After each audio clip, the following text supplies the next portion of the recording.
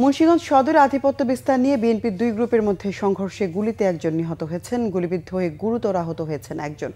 সকালে উপজেলার চরডুমুরিয়া গ্রামে এই সংঘর্ষের ঘটনা ঘটে। নিহত আরিফ মীর চরডুমুরিয়া গ্রামের খবির মীরের পুত্র। স্থানীয়রা জানায়, আধিপত্য নিয়ে স্থানীয় বিএনপি নেতা রহিম মোল্লা ও আওলাদ মোল্লা গ্রুপের মধ্যে দীর্ঘদিন ধরে বিরোধ চলছিল। এক গ্রুপে সংঘর্ষের নেতৃত্বে ছিল রহিম মোল্লা, ওহিদ মোল্লা, আতিক মল্লিক, অপর গ্রুপে আওলাদ মোল্লা, উজির আলী।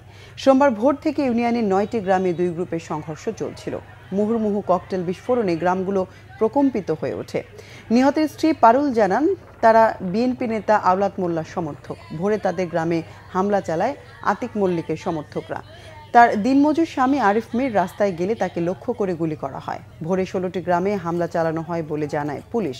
আশঙ্কাজনক অবস্থায় ইমরান খান নামের একজনকে ঢাকা মেডিকেলে আনা হয়েছে। এদিকে চট্টগ্রামের সাতকানিয়ায় পারিবারিক কলহে ছেলের ছুরিকাঘাতে নিহত হয়েছেন বাবা। রবিবার রাতে উপজেলা নয়াপাড়া গ্রামে এই ঘটনা ঘটে। ঘটনার পর ছেলে রিয়াদ হোসেন পালিয়ে গেছে।